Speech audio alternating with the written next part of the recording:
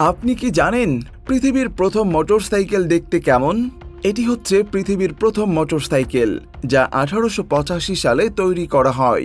দুজন জার্মান বিজ্ঞানী Gottlieb Daimler এবং উইলহেলম মেবাক এই মোটরসাইকেল নির্মাণ করেন। এদের মধ্যে গটলিব ডাইমলারকে ফাদার অব দ্য মোটরসাইকেল নামেও অভিহিত করা হয়। তার এই প্রথম বাইকটির নাম ছিল ডাইমলার রিটওয়াগন। অবাক করা ব্যাপার হলো, পুরো বাইকটি বানানো হয়েছিল কাঠের কাঠামো দিয়ে, এমনকি চাকা দুটোও ছিল কাঠের। 264 সিসির 4 স্ট্রোক ইঞ্জিন ব্যবহার করা হয়েছিল এতে। 90 কেজি ওজনের এই বাইক ঘন্টায় 11 কিলোমিটার পথ অতিক্রম করতে পারত। যখন এই মোটরসাইকেল আবিষ্কৃত হয় তখন সময়টা ছিল মোটরসাইকেল ইতিহাসের এক যুগান্তকারী সময়, যে সময় একই সাথে টেকসই গ্যাস পরিচালিত ইঞ্জিন ও আধুনিক বাইসাইকেলের উদ্ভব ঘটে। গটলিব ডাইমলার একটি নতুন ইঞ্জিন ব্যবহার করেছিলেন, যার আবিষ্কারক ছিলেন প্রকৌশলী নিকোলাস অটো। 1876 সালে অটো আবিষ্কার করেন 4 স্ট্রোক ইন্টারনাল কম্বাস্টন ইঞ্জিন, যেটির নাম তিনি রাখেন অটো সাইকেল ইঞ্জিন।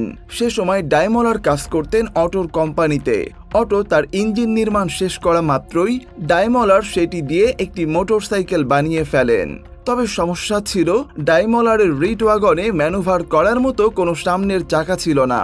সেটিকে নির্ভর করতে হতো দুদিকে ভারসাম্য রক্ষা করার একজোড়া আউটরিগার চাকার উপর, ঠিক যেমনটা থাকে বাচ্চাদের বাইসাইকেলে, যাতে করে তারা ভারসাম্য হারিয়ে পড়ে না যায়। ডাইমলার এই গ্যাসোলিন মোটর কেবল বাইসাইকেলে সংযুক্ত করেই থেমে থাকেননি, তিনি পরীক্ষা নিরীক্ষার খাতিরে সেটিকে কাজে লাগান নৌকা চালানোর ক্ষেত্রেও।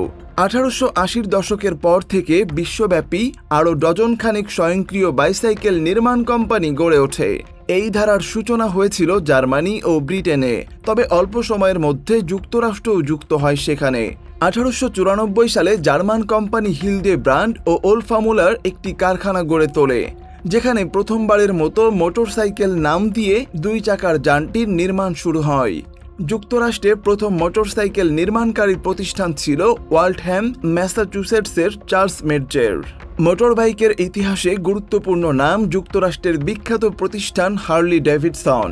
19 শতকে যেসব উদ্ভাবক মোটরসাইকেল নিয়ে কাজ করেছেন, যেমন ডাইমলার, তারা পরবর্তীতে অটোমোবাইলের মতো অন্যান্য যানবাহন নিয়ে কাজ শুরু করেন। কিন্তু কিছু উদ্ভাবক ছিলেন যারা কেবল মোটরসাইকেল নিয়েই পড়েছিলেন এবং চেষ্টা করে যাচ্ছিলেন কিভাবে মোটরসাইকেলের আরও উন্নতি করা যায়। এদের মধ্যে অগ্রগণ্য ছিলেন উইলিয়াম হার্লি ও ডেভিডসন ভাইয়েরা।